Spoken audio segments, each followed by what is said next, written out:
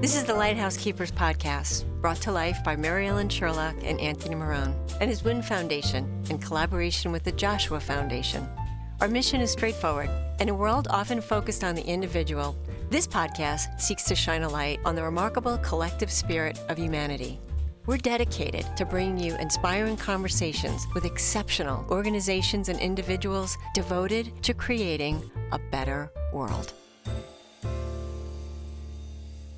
Welcome back to Lighthouse Keepers, Gary Riggi, and we also have Mary Ellen Sherlock with us. And what I want to do in this segment is I want to talk about Joseph F. Grisone. Somebody but we both know, a mentor to both of us, a friend, and a father figure. Yeah. And the funny thing is the father figure, Father Joe. Yes, yep. Can you tell me a little bit your relationship with Joe? It started at a very young age. He was very close to my parents. My dad was a builder, and Father Joe always had he came to our parish that we belonged to probably in 1965, 66, I want to say. And I was born in 61, so I was only like 5 years old when I first met him. But he used to come to the house because there were always projects going, whether my dad had to build a cross or they were building a bell tower or, they needed a substitute teacher. So, and he would have my mother too, and he used to call my mother Dingbat, which was funny. As a matter of fact, one of the things he said is, as I was in the hospital with him and we were talking about the succession of the Joshua Foundation and stuff, and one of the last things he said to me before he went into hospice, and he was only in for 24 hours because he wouldn't let him do anything to keep him alive. He said, tell Dingbat to behave. I just thought, never lost his sense of humor. But Joe, when my grandfather passed away, my mother's father, I remember he had this general store in Sharon Springs. And when he closed up at night, he would go to this desk, and at his desk he would all the lights would be turned off except the light over his desk, so the store would be quiet. And I was like 3 or 4 years old, and he would just open this book. I would sit on his lap, and he would open this book, and whenever he opened that book and started reading, he wouldn't say anything, but it would just be, you could just feel this peace and this love, and it was such a great feeling. And when he passed away, my grandmother said to all the grandkids and everything as we were running through the store and running through the house, she said, take whatever you want. If there's something at Grandpa's that you want, she goes, grab it and let me know. And I said, I want his book. And she goes, what book? I said, his book on the desk. She goes, what do you want his book on the desk for? And I said, come on. And so I went and showed her, and it was his Bible. I didn't realize it at the time. Yeah. So I had his Bible. So when Father Grisone was new to our family, he would come over to the house and he would sit down. And I would love it because him and my mother would argue. And if I got in trouble at school, the two of them would be arguing. I would get away with, leave me alone. Under the radar there. Yeah, so he was already starting to protect me a little bit. But I remember one time he came over and I pulled the Bible out. And I had it, I'm pretending to read it. I think I was about 6 years old. And he goes, what are you doing? And I said, I'm reading my grandfather's Bible. He says, you're doing it wrong. I said, what do you mean I'm doing it wrong? So is you getting anything out of it? And I said, no, not really. Where are you? And I said, Genesis.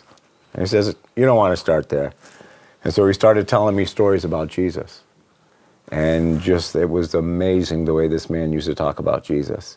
And so at that early age, he used to have me go right to the Gospels, Matthew, Mark, Luke, and John, and start to read stories about Jesus. Right. And he would come over and we would start to talk about his buddy, who was Jesus. Now that information is pretty much told in his book Joshua, which is a book that I read maybe 25 years ago that inspired me to write my books. Joe was my mentor. Basically, he was my mentor in writing. And he was your mentor in what way with these stories? Oh, just introducing me to a Jesus that I would have probably have never met anywhere else. You know, and you know what was amazing about Joe when you met Joe, because I'm sure you felt the same way. Everybody that I talked to that knew Joe, it was as if they felt as though they were Joe's best friend, but they were because Joe loved so deeply. Yes. I mean, you were the center of his attention. The thing that really caught my attention with Joshua, when somebody came to my home, a friend, and left the book. And at 44, I was very successful at work, but I wasn't spiritually fulfilled. So when I read the book, the one thing that caught me was his character, Jesus, Joshua. He was a carpenter in the book, and when somebody would knock at the door, Joe would drop everything. Joshua would drop everything and go to the door. And that was the most important thing in his life, was the person at the door. Nothing around him, which was completely different from me, because I like to get things done. So when we had an opportunity, after I read the book, a lot of people read the book. I was very much in awe of him. And Patty and my wife were up at Siena College, and we just dropped in. It was a Sunday. We just dropped in on a rainy day, and we knocked at the door. And I said to my wife, I said, let's see if he is Joshua. Yes. And, he really embodies it, or is it? Yeah. And I mean, he has this most magnificent home, 100 acres, top of a mountain. It's not his, it's in trust. He's the Doubleday, best-selling author. And we're sitting out there, and he comes out, and he spends about a half an hour. And the retreat house was busy. And he gave me a half an hour, and that's when I started to really recognize and understand the Christian man that I needed to be. And I kind of felt that anybody that was in that room would be drawn to that energy. And is that something that you were drawn to? Oh, definitely. And he had a great sense of humor. Oh, he did. Joe, I think when they did the article on him when he passed away with the New York Times, they were asking me a couple of things. And one of the things I said is, Joe was Joe when he needed to be Joe, but he was Jesus too. Yeah. When he needed to be Jesus. Yeah. So he could turn it off and on. I mean, God would flow through him so freely, but he had a real good sense of humor. I remember one time he had guests coming over for dinner, and I was there. There were people that he wanted me to meet, and he said, he goes, oh my gosh, he goes, I got this roast beef made. He goes, I got everything. He goes, I don't have mashed potatoes. I got to have mashed potatoes. And he goes, watch this. That's Joe. Watch it. And he's in the kitchen. Don't worry, it'll all come together. Watch this. Yeah. And so he goes into the cupboard. He gets out a pound of macaroni. I said, what are you doing with macaroni and mashed potatoes? He goes, watch. And he puts on a pan, just a short pan. He starts boiling the water in the pan, throws the macaroni in, softens it, drains the little bit of water out. Then he puts the macaroni in a blender. Puts a little bit of butter in there, a little bit of milk in there. And he goes, they are going to love these. He goes, don't say anything. They're not even going to know they're not mashed potatoes. And he puts them on the table. We all eat. And they're like, That's Joe, amazing. Yeah, these mashed potatoes are unbelievable. And Joe just looked at me with a little smirk. He never told them, and I never told him, but he would just do things like that. It's a loaves and the fishes story right there.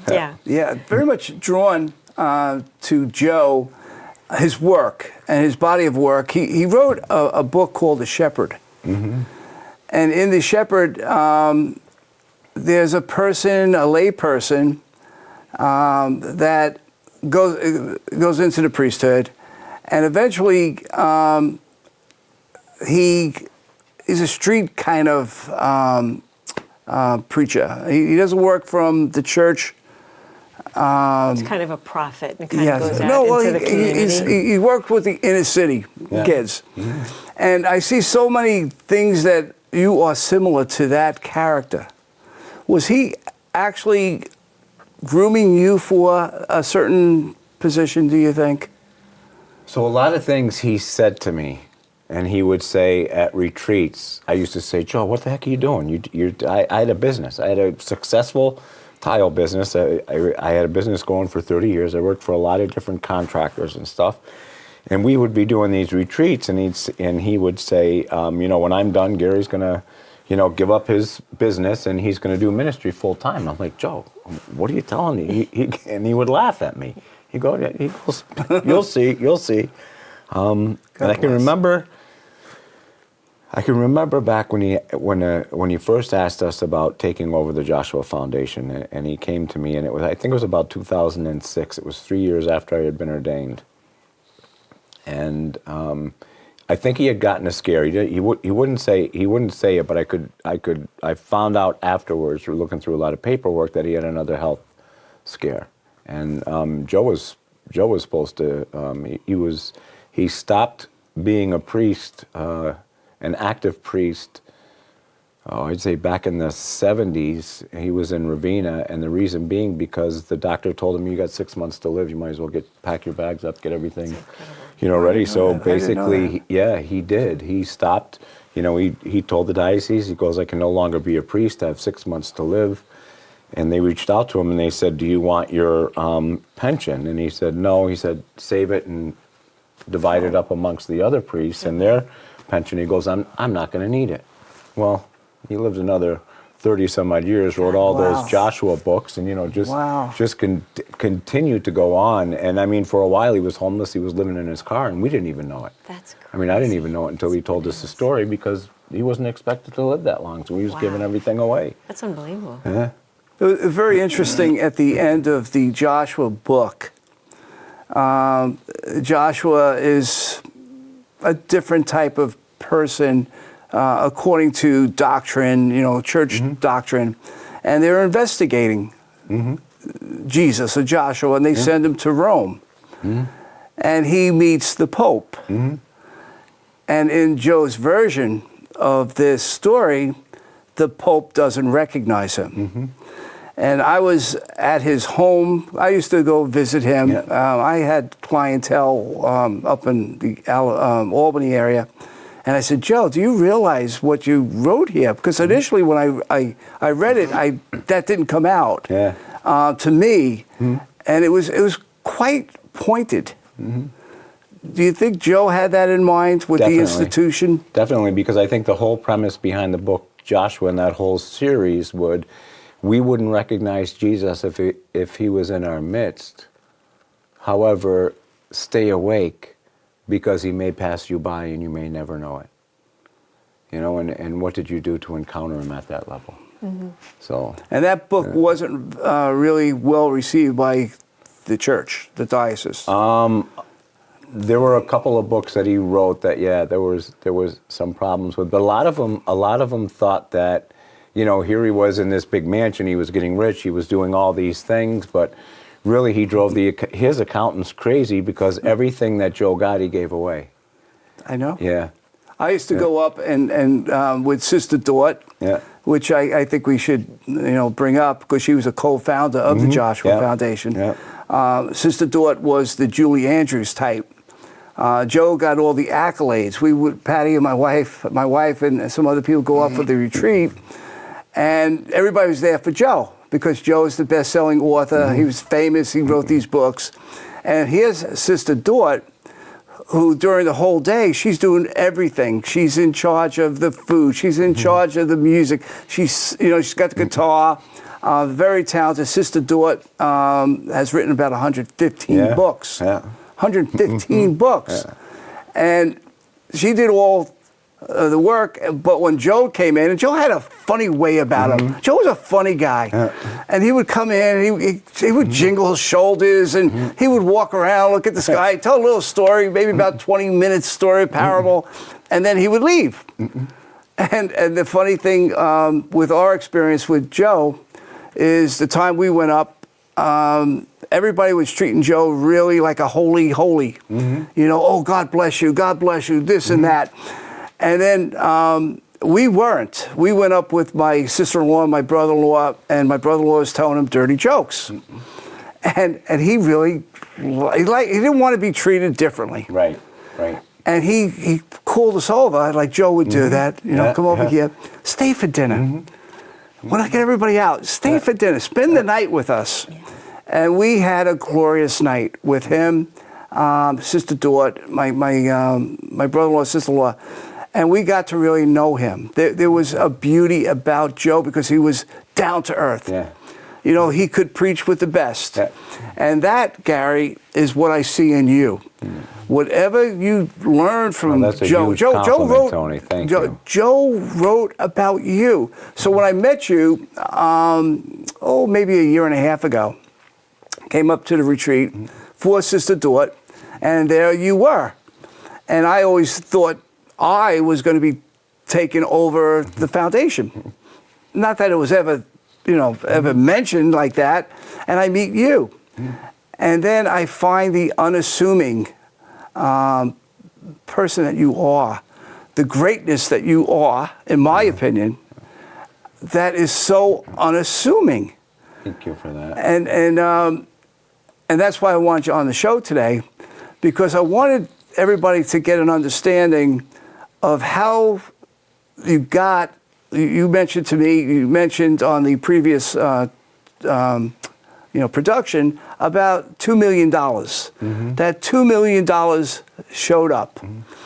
And I like you to tell the audience how that just came about, which will kind of tell us about you, the unassuming you, which is so I'm drawn to. And I'm drawn to you because I was drawn to Joe. Tell the viewers about that kind of happened during the pandemic. And I had been doing a lot of work with flood recovery and with, people with food shortages and just housing shortages in Schoharie County. And then I went up and started working at the Schenectady City Mission. And one of the things we found in working with people dealing with, such trauma in their lives was when I had a psychotherapist I've known for a long time, and she would work alongside me, and we would work with people both with psychotherapy, with counseling, and with the spiritual component of it. And we found that it brought, great healing to people. It really made a difference in people's life to work on both the human and the spiritual, and to find that balance, to be able to live in both places, but really to be rooted in the spirit. And we tried it. We actually tried it when we first got to the City Mission. It failed miserably. And when the pandemic came, we made space for people to be able to live outside of the City Mission. And one of the places was the rectory, Rectory St. Joseph's, which is right next to the City Mission.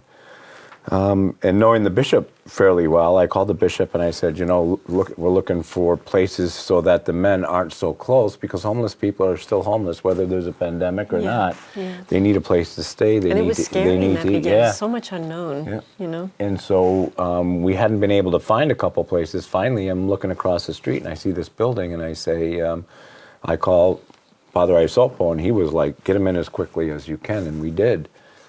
And so I'm up there, and in the meantime, the spiritual counseling and the psychotherapy and stuff is just kind of, really deadening during the pandemic.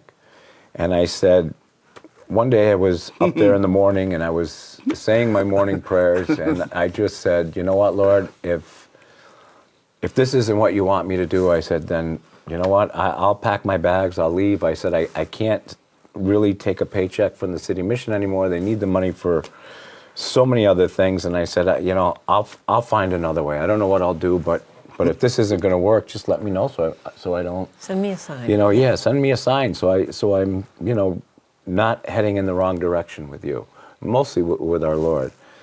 And not 2 weeks later, Bishop calls me up and says, hey, are you still working with the doing the work that you're doing? And I said, yeah. And he goes, how's it going? And I said, well, it's, I said, it's going. I said, but it could be better. And he goes, well, there's a pandemic and stuff going on. And he goes, I have $2 million for you. You think you can use $2 million?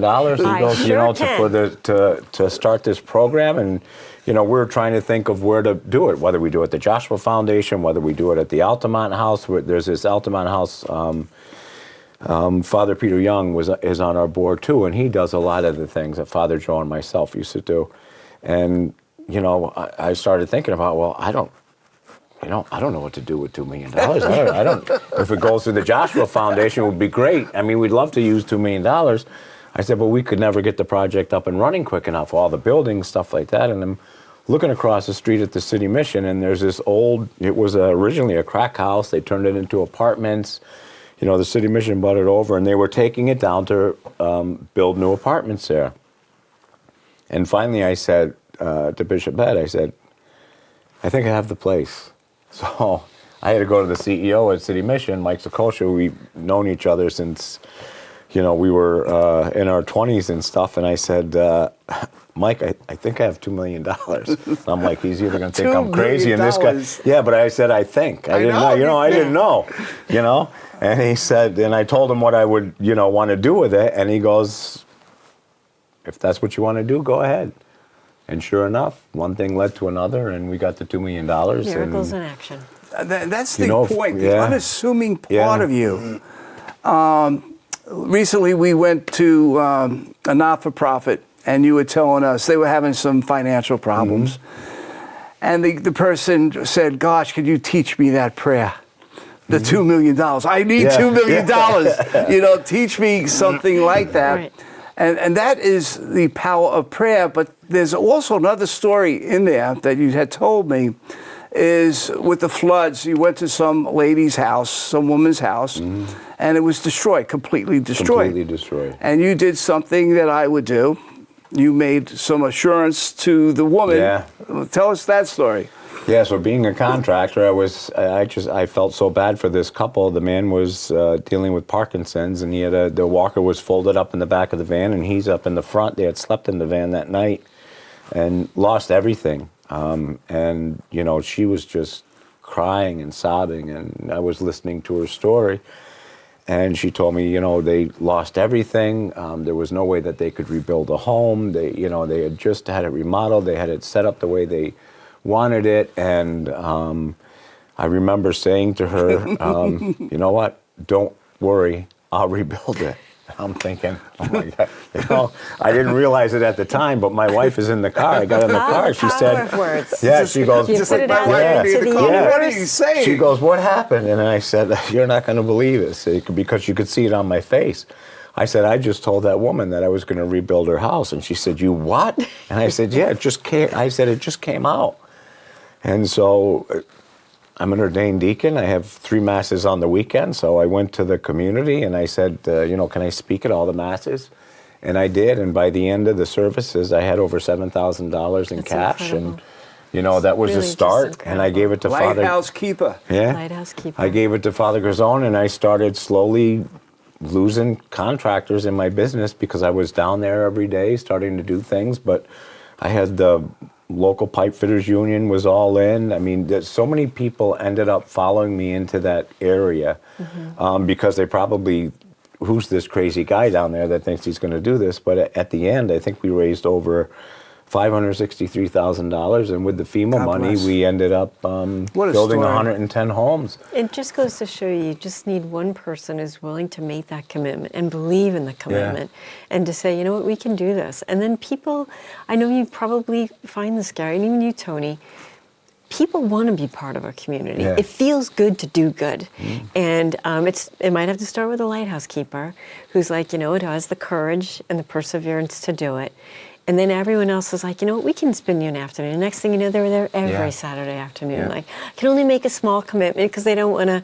And then they don't realize how much they're enjoying the camaraderie and the community of that. Yeah, and that just feeds, and it's every piece increased my faith, because you can't tell me there's not a God, because he gave us everything we needed to be able to accomplish the task. Exactly. And when I look at that, I think of the parable about the woman with the penny putting it in the pool box. Yeah. And some people would laugh, and other people would recognize the fact that was the only penny she had. What you're doing here is what Joe wrote in his books. I read Joe's books. Yeah. Somebody that would have self-sacrifice like that, to the extent that it cost you and God bless the fact that you have Sharon, because without that in your Without marriage, Sharon, definitely. Yeah. it doesn't work. And Joel said that when he asked me if I would, take over, continuing to do the talks and continue to do the tree. At first, I thought he was crazy, but he said, "Look, he was crazy." But he said, "I've taught you everything you know," and he said, "You sound like me when you preach and when you talk." And he said, "So I couldn't think of anybody better." He said, "But I want you to move in, to leave your house and to move into this house and take it over when I pass away." And he said, Sharon, because he knew Sharon too when she was very young, and he knew Sharon's family because they were part of the parish when he came in the 60s. And he said, "You have the right wife for this." He said, "Sharon's the perfect person for you to go to be able to do this." And it took us 6 months to answer because at the time, our youngest boy was in grade school. And we told him, finally, after 6 months, we told him we would do it. But if he passed away before our son finished high school and had 1 year of college under his belt, we would, we wouldn't move in until he had finished high school with his friends. We couldn't move our family like that.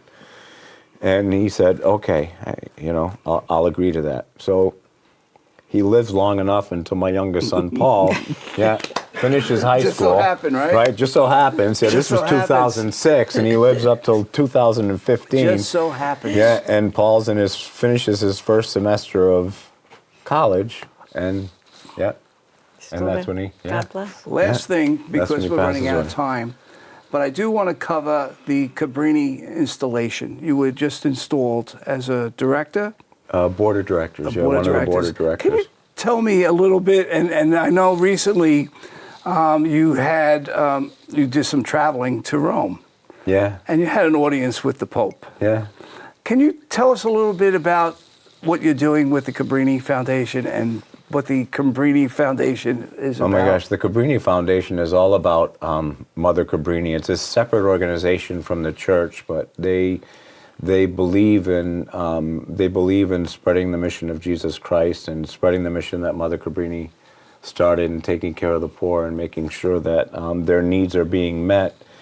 And they give out, I think year to date, they've given out over close to $1 billion in grants to non-for-profits in New York State. And one of the things that they're asking is to make sure that the money is going to the ground, making sure that it's getting to the people. And that's one of the reasons that I guess that they've called me on. So it's a new journey for me. It's a new ride. I take it very seriously. It's a huge responsibility. So because of that, I have been going out and I have been, engaging with more 501(c)(3)s, seeing what's out there, seeing what people are doing, and making sure that the monies that they're using are ending up being resources for the people that typically don't have anything. And so it's been it's a whole new journey for me. I have no idea what I'm doing. I have no idea where I'm going, but Sounds like Jesus, right? Yeah, and I have great peace and great joy in that. Let it go. And sadly, it's unfortunate, but sadly there are so many people that need this. Yeah. And so it's a tremendous responsibility to make sure that you're trying to give to as many people as you can. And out of I that, imagine that's pretty daunting. And the Peace from Rome basically is all about looking at the parish communities and not seeing it just a Catholic parish community, but who is in our geographical area? Everybody that's out there. Who's out there? And how can we get out on those streets and meet their needs and strike up conversations and build community where basically each community could take care of itself. And when I think about that concept, I go back to what Father Grisone told me many, many years ago, was if each street took care of itself, if each street took care of its neighbor, what a different world it would be. Yes. So basically, what we wanted to do today is we want to show the view is the merging of Joshua Foundation and the WIN Foundation, which stands for Why in Heaven's Name. And the reason WIN comes up is, the book that I wrote that Joe did forward. Joe did forward these two books about 25 years ago. And he gave me the stamp of approval. And basically in here, the story in here is about a young boy, 9 years old. He's different. He's tilted. His head tilts. You know, he's different from everybody else. And he's praying to God, why am I so different? I don't fit in. But we all know that we all fit in. But we're not really quite sure how we fit in. The Lighthouse Keepers fit in. And what we're trying to do is we're trying to get the community to be the solution to the problems. It's a positive attitude. Sometimes it's just doing what you did to that lady, and you said, I'll fix your house. And you get to the door, and your wife is looking at your face and saying, what did you do now? But sometimes we just have to make those commitments. And the end result is, I think that the community will see what we're trying to do and join in the effort, because every little penny that you drop into the poor box pays dividends. And that's every person. I mean, Joe used to be, one of the things that really would depress Joe was the fact that people didn't believe that God could love them. And, it hurt him a lot. And I think that community outreach, the community effort, when people realize the gifts and the talents that they have, and that every person, just like that little penny, just like that widow's mite, every single person has something to donate. And I always say to people, when you discover the person that God created you to be, not trying to be like everybody else, but when you discover the person that God created you to be, you're going to fall in love with yourself, and so will everybody else. And that will be enough to keep the momentum going. So when the money does come in, what we do is we disperse it to people that need it. People send us a grant, and we will grant them money based upon what comes in. So I think I'm very, very happy that we are working together in tribute to Joe. I mean, we finally came together, and we're doing work together. Different ways we're doing it. I write, and you perform. So I thank you very much for coming. Thank you. Gary drove down today from Albany. And it's quite a hike. And I really thank you for coming. Beautiful trip, beautiful work, and if we can make a difference in other people's lives, it's well worth it. God bless you. God bless you. Thank God you bless so you much both. for being here, Gary. Very Thank you. inspirational. Thank you. Very heartwarming. Thank you. Thank you for watching and being part of this journey. Remember that lighthouses symbolize hope. With hope, we persevere and inspire positive change. If you enjoyed this episode, don't forget to subscribe, leave us a review, and share it with your friends. Until next time, keep shining your light.